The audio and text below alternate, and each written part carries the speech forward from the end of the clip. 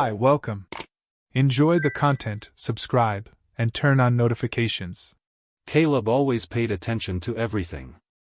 He was one of those husbands who noticed when his wife changed her perfume, wore a different shade of lipstick, or when her mood shifted even without saying a word.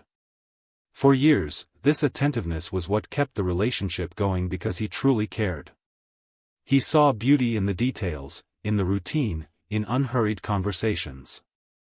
Julia, on the other hand, seemed happy at the beginning. She smiled with her eyes when she saw him, made silly jokes during dinner, and remained present with the kids even on the hardest days. But over time, that spark faded. The way she looked at him changed. Affection became scarce, as if it had turned into an automatic gesture, just to avoid discomfort. The morning kisses felt rushed, goodbyes without hugs became common, and the look that once said so much now avoided his. The first time Caleb felt his stomach churn with doubt was on a random night. He came home from work and found Julia distracted on her phone. He called her name twice before she acknowledged him. She quickly locked the screen and forced a smile that didn't reach her eyes. She asked how his day was, but the question came across as a polite greeting, without real interest. That night, while washing the dishes after dinner, Caleb found himself recalling how different things used to be. The spontaneity had vanished. And most unsettling was that Julia didn't seem to notice. It was as if she had grown used to this absence disguised as normalcy. The following days were filled with a silent discomfort. She started going out more often, claiming extra meetings, urgent deliveries, or dinners with coworkers. Always with plausible excuses, always with the right tone of conviction. But something inside Caleb refused to accept this as part of their routine. This was something else. The way she dressed for these outings seemed excessive for a simple corporate dinner. He tried to push his suspicions aside, arguing with himself that he was being paranoid. But the truth kept revealing itself in the details: the sudden change in perfume, the lip gloss she hadn't worn before they were married, the way she left without properly saying goodbye to the kids. The doubt began eating away at him, and he started observing more closely. One night, Julia came home late and, upon entering the house, avoided looking at him. She went straight to the shower and later claimed a headache before going to bed. Caleb sat on the couch in the living room, staring at the TV without watching, lost in thought. He still wanted to believe all of this was due to stress, exhaustion, the challenges of adult life. But the frequency of these incidents only increased. And no matter how hard he tried to ignore it, Julia's body language spoke volumes. She seemed disconnected, distant even from the kids. Owen and Calvin would ask for their mom, and many times it was Caleb who ended up handling everything. It was Caleb who put them to bed, helped with school tasks, and prepared breakfast. It was on a Saturday afternoon that everything took definitive shape. Caleb was texting with an old friend, and the conversation eventually turned to family. The friend casually commented, "I saw your wife yesterday with a guy at a restaurant downtown. I think it was her boss, the one she always complains about." Caleb froze. He pretended to laugh, but inside, the ground crumbled beneath him. He thanked the friend naturally, but as soon as the conversation ended, he stared at his phone for minutes. Julia had said she'd have an external meeting that day, but clearly, she'd been at dinner. And with the man who, until weeks ago, she claimed to hate. That was the missing piece. He already suspected. He already felt it. But now the puzzle fell into place in a bitter way. That night, while Julia slept beside him, Caleb stared at the ceiling of the bedroom trying to organize his thoughts. He didn't feel ready for a fight. Nor for a conversation. He felt that any rash action could harm their children. So he chose silence. But not the silence of resignation, it was the strategic silence of someone who loves so much that they need to think clearly to protect what truly matters. He knew he was about to enter a war. But unlike what many would do, Caleb preferred to start this war with planning, not shouting. It was the beginning of the end, but he didn't yet know how much it would hurt. All he knew was that from that point on, he couldn't deceive himself anymore. Julia was no longer the same. And neither was he. After that night when Caleb became certain something was indeed happening, he took a deep breath and made the decision that would change everything. Instead of confronting Julia, he chose to act in silence. It was as if a part of him had died there, but another part had awakened, a colder, more practical, more focused side. He knew that if he acted out of anger, he might lose control and drag the kids into chaos they didn't deserve. So he began crafting a plan with a clear mind and a heavy heart. At first, he simply observed more closely. He picked up on details in her schedule, paid attention to her excuses, and noted dates. Later, he started documenting some messages exchanged between Julia and the person who was now more than just a suspect. He was sure it was her boss, the same one she used to say was unbearable and only caused problems. The messages were well hidden, in an email account she rarely used. But Caleb had learned that betrayals avoid the obvious. In that email, he found evidence, conversations arranging meetings, intimate nicknames, even confessions about him, as if she needed to hide the weight of their marriage from both of them. It tore him apart, but at the same time, it strengthened his resolve to remain silent and act strategically. It was too late to save the marriage. What remained now was protecting the boys. Caleb went to a trusted lawyer, someone an old colleague had recommended with the assurance that he could handle delicate family cases. He sat in the office with a neutral expression, but inside, he carried a volcano on the verge of erupting. He calmly explained the entire situation, the suspicion of betrayal, the evidence he had gathered, Julia's increasingly strange behavior, and above all, his fear that during the divorce, she might try to manipulate custody or distort the narrative to gain an advantage. He made it clear that his only goal was to protect Owen and Calvin. They came first, always. The lawyer listened carefully and, before discussing emotional strategies, explained the legal limits. He said Caleb couldn't simply transfer the couple's assets to the children, as legally that could be interpreted as fraud against the marital property regime. However, there were smart and safe ways to ensure the children's future stability. One option was to draft a postnuptial agreement with well-defined clauses that anticipated the division of assets in case of separation, prioritizing the children's well-being.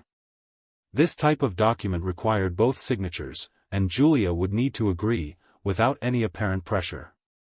The lawyer also suggested creating a trust fund for the boys, with funds allocated for education, health, and housing, which was perfectly legal as long as both parties agreed. Caleb understood everything. He knew he couldn't act impulsively. So, he changed tactics. He became even more present, more attentive, more affectionate toward Julia.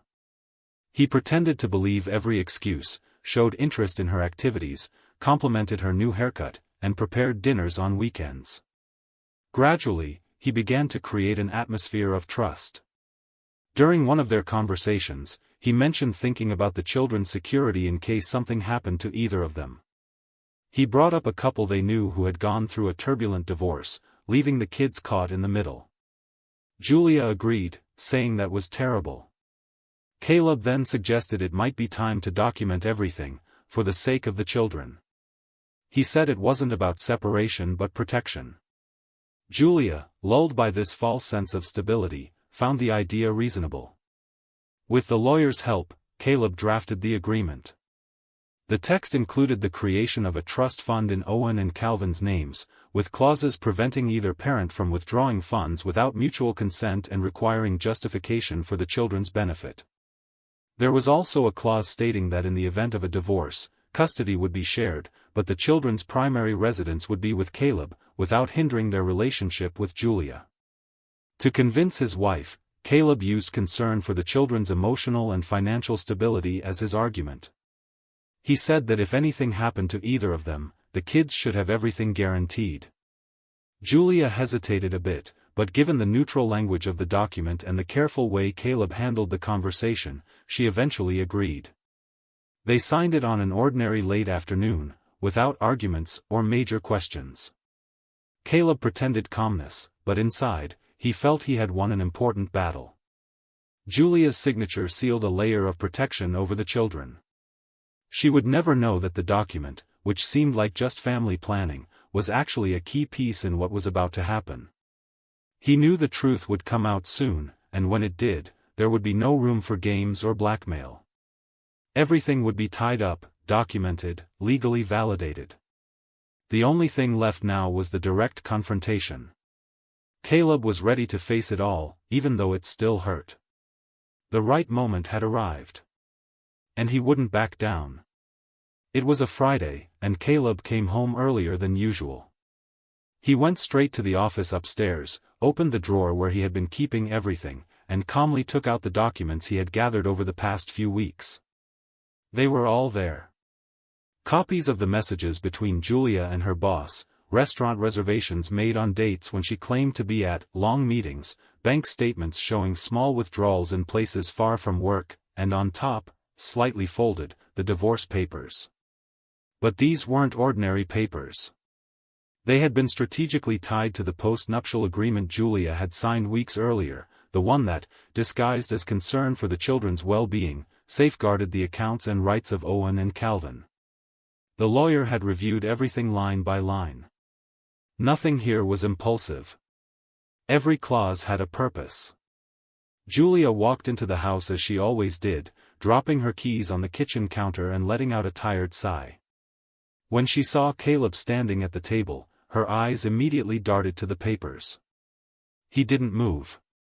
He just looked at her and said firmly, "You can read it calmly, but I already know everything." Julia didn't respond right away.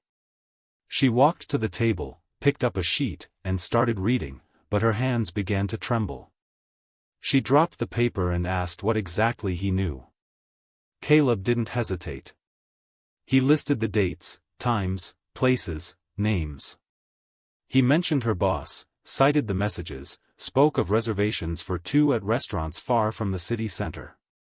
He said it made no sense to keep pretending and that she still had the choice to leave with dignity, respecting whatever remained between them, or turn everything into a fight, which she would lose.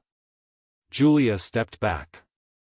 She sat on the couch, covered her face with her hands, and cried. She murmured that she never meant to hurt him, that it all started without her realizing it, and that by the time she tried to stop, she was already too involved. Caleb kept his gaze steady. There was no room for excuses anymore. He only wanted to hear one thing, the question he had been holding inside like a weight that prevented him from breathing properly. With a firm voice, he asked, "How long has this been going on?" Julia hesitated. She closed her eyes for a few seconds, as if gathering the courage to speak. Then she answered, 4 years. Caleb's heart tightened. 4 years. That meant she had already been involved with another man when Owen still wore diapers and Calvin was taking his first steps. He felt his throat go dry. The betrayal, at that moment, surpassed marital pain. It was as if he had lost the right to call that story his life. Those years, those memories, the family Christmases, the kids' birthdays, everything seemed tainted. He took a deep breath and held himself together. He needed to stay strong for the kids. And then came the question he had always avoided voicing out loud.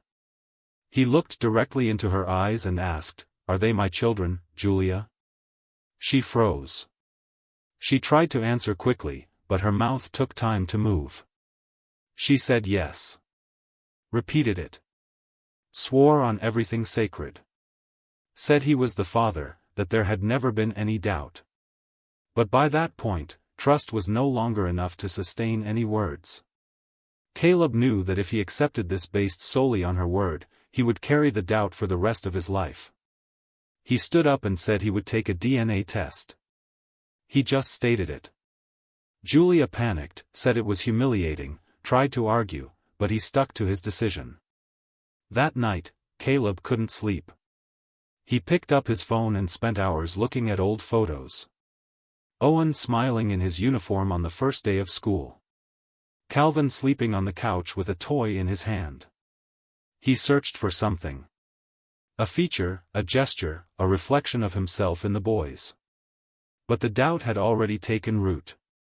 And no matter how much love screamed inside him, the uncertainty weighed heavily. How could he trust someone who had lied for 4 consecutive years? How could he not imagine that even fatherhood might have been part of the deception? That night was silent on the outside, but inside, Caleb was crumbling. And rebuilding. Because now, more than ever, he needed the truth. And it would come soon.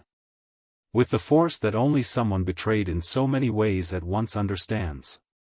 The next morning, Caleb called her to talk and, in a calm voice, said he needed her to leave the house for a while.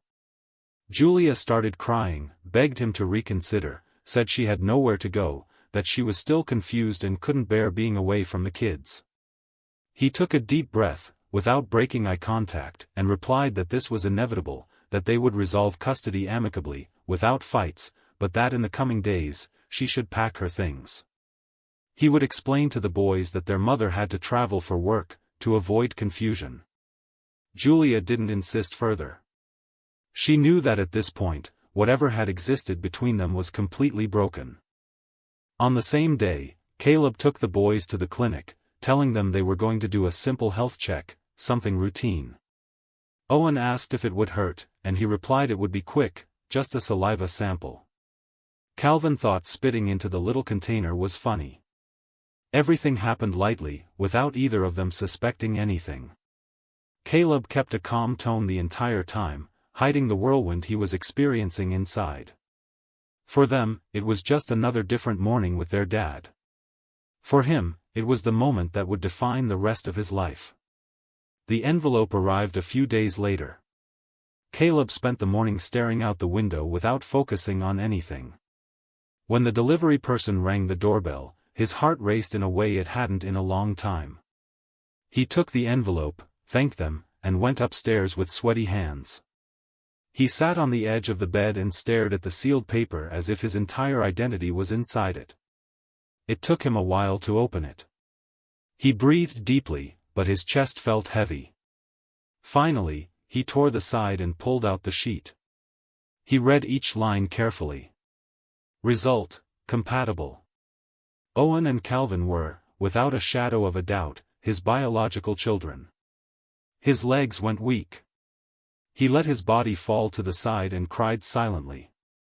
It wasn't a cry of despair, it was the cry of someone who had held the entire world alone and, finally, could let go. They were his children. They always had been. And nothing, absolutely nothing, would change that. Julia didn't return home after that conversation. 3 days passed in silence until she called Caleb asking to see the kids. He agreed, on the condition that it be for short periods, once a day, without complications. She agreed. She came in the late afternoon, spent some time with Owen and Calvin, and left shortly after. Caleb kept the boys' routine stable, never speaking ill of their mother, just saying she was dealing with some important matters. The divorce went through quickly. Both signed the pre-prepared documents. Everything was clear. The house stayed with Caleb, custody of the children would be shared with primary residence with him, and the account created exclusively for the boys' future remained intact, out of Julia's reach. The meticulously crafted agreement ensured that the children's assets would be protected, regardless of any future attempts. With everything resolved legally, Caleb took the last package of evidence he had gathered over the weeks, screenshots of conversations, reservation records, emails exchanged between Julia and her boss. He anonymously sent everything to the president of the company where they both worked and also to the boss's wife. The impact was immediate. Julia's boss, who had years of career and prestige at the company, was fired for misconduct and involvement with a subordinate employee. Julia, who until then had managed to maintain a discreet demeanor, was also dismissed days later. The boss's wife, upon discovering the full story, filed for divorce. Shortly after, Julia, who until then had maintained a calm and resigned attitude about the separation, called Caleb distraught. She yelled, cried, said he had ruined her life, destroyed her career, that he had no right to do that. Caleb listened silently for a few seconds, then responded firmly, "I didn't do anything, Julia. You two did this. I just stopped protecting what no longer deserved to be protected." She hung up without replying. Months later, even after all the destruction caused, Julia didn't end up with the boss. The man she risked her marriage, family, and dignity for moved on alone. And she was left exactly where she had placed herself, with the weight of the choices she had made. Caleb, on the other hand, moved forward, with the kids by his side and a clear conscience. Thank you for watching the video. If you enjoyed it, don't forget to subscribe to the channel and turn on notifications so you won't miss any updates. See you next time.